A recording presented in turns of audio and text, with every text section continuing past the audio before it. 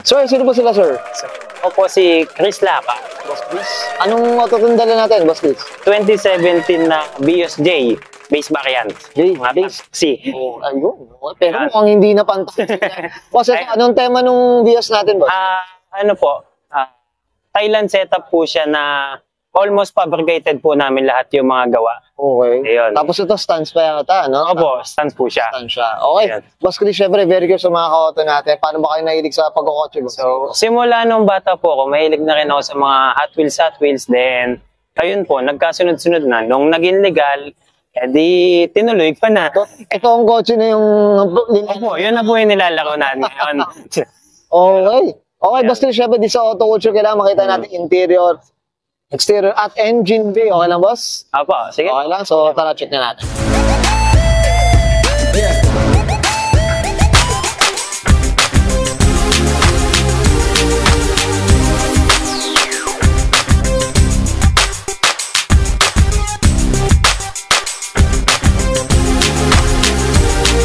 Tough long battery.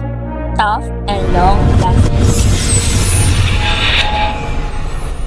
Okay, usapang interior tayo. Boss Chris, anong meron dito, boss? Sige. So, ito, basically, student build lang to eh. Okay. Ito, nabili ko lang sa Shopee, pati to. Halos lahat yan Shopee lang. Ang pinagkaiba lang, yung dito, converted lahat. Yung ang makikita mo kasi sa J, black lang lahat yan. Ito black lahat yan, tsaka walang chrome dito. Ngayon, converted din po lahat to ng pang-E. So, parang pati dito. Yan, boss. Kinonvert na yan, pati ito, customize lahat. Oh, ito nga.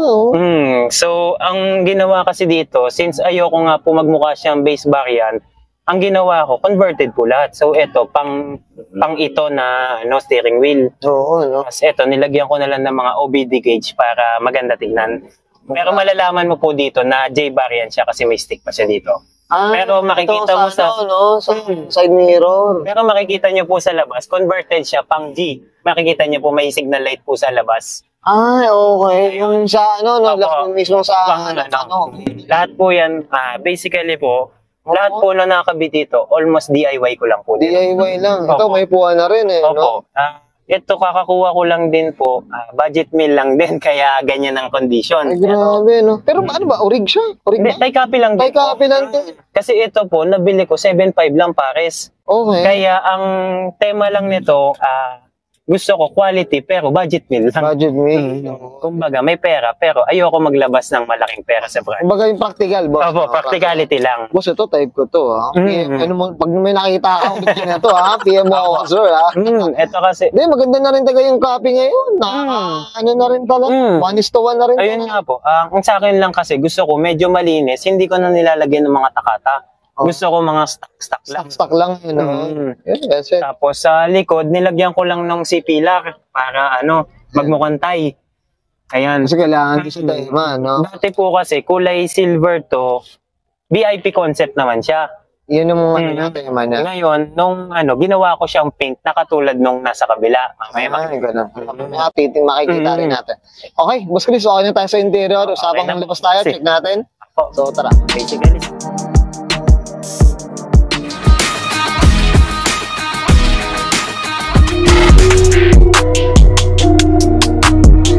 Exterior tayo, Boss Chris. Anong meron dito, boss? Sige po. So, ayun, sinabi ko nga kanina na student build siya. Ito, nakuha ko lang din po sa halagang 4.5. Itong hood? Ang grabe, no? Ngayon, ito, yung bumper, ito, brand new ko na kinuha kasi wala akong makuha second hand. Nakuha ko yan kay Boss Robert. Oo. Nakalimutan ko saan eh. Oo. Ito, nakuha ko lang din straight swap sa stock fenders ko. Ngayon, parang dati kasi, parang may mga alon siya, edi kinuha ko na lang din since i-repaint na. So, basically, yung unit ngayon, bagong repaint lahat. Bagong repaint lang. Siyempre, shoutout tayo sa inyo nagpintura na ito, boss. So, sa nagpintura niya si Kuya Edgar. Shoutout sa'yo, Kuya Edgar. Ayan. Naping okay, ito, usapang mugs, boss. Sige po. Ayan. So, sa mugs, ito second hand lang din yan. Dati siyang silver lahat. Ginawa ko, DIY ko lang din yung polish lip din. Pininturahan ko ng gunmetal yung gitna. So, lahat, sabi ko nga kanina, lahat yan ng mga ko, almost DIY ko lang din. Baka project mo talaga. Opo. Ito, binili ko po siya. all stock na all stock. Okay, grabe. Tapos ito, sinabi ko nga po kanina, ito po, pang G variant na yan. Hindi na. Converted na po ng pang G. Kumbaga, ang kailangan mo na doon sa loob, pang cover no? Cover para... Opo. Ano lang, ayoko kasing magmukhang base variant eh. base variant. So, ito, pininturahan ko na rin yung sa dito para magmukhang Thailand. Then, ito, chrome handles. Original yan, hindi yung dinidikit. Ay, Palit okay. na. Palit na talaga. Tapos, ito, gawa din ni Kuya Edgar, fabricated namin na hook wing. Ito, dating dito lang siya, in-extend namin hanggang dito. So, as of now, 1 of 1 pa siya. Aba, ikaw lang mayroon. Fabricated namin. Pati ito, dati hanggang dito lang siya. So, hinabaan lang namin para maging 1 of 1. 1 of 1 no? Then, ito naman po. Ito ba? Sige ba? Ito, Clear Tails. Nakuha ko yan. Budget meal din. Okay. Tapos meron ang, kasi no? ang issue po nito kasi may basag dito. Okay. Ngayon, ayoko nga po ng bumili ako yung mga chrome moldings. Okay. Ayun, tapos tinabas ko dito kasi nabili ko to, halagang 3 to lang. Uy, grabe. Pares, brand new. Magparaan to si Boss Chris. Opo, tapos, pag tinignan mo dito, ang linis no? opo, tapos, ayan, yung mga body kits. Ito, naka-body kits siya. Nakuha ko kay Kuya Sim. Okay, Ito, nakuha ko tayo. sa Bounce din. Nakuha ko 1,000 pares. Grabe. Pati ito, 1,000 lang din kuha ko dyan. Itong bumper. Hindi, Itong mga rear skirt, no? Yung mga skirt. No? Ito po, fabricated din namin yan. Ay, yung stock na bumper. Kasi ang sa Thailand, hanggang dito siya. Yung mga vented. Ang gusto ko po, 1 of 1 ako, gusto ko may kits pa rin. So, ang ginawa ko, tinaas ko ng konti, then tinabas namin yung mga then, ayun po. Galing ito. Opo, tapos ito naman sa puso, dyan naman nakilala yung kotse ko. Gawa ni Kuya Joseph Dominguez, JD Mufflers. JD Mufflers. Ayan, ito. Tapos, ayun. Ang mismong yung mismong exhaust, nandito na sa butas. Opo, ito, exhaust na po yun mismo.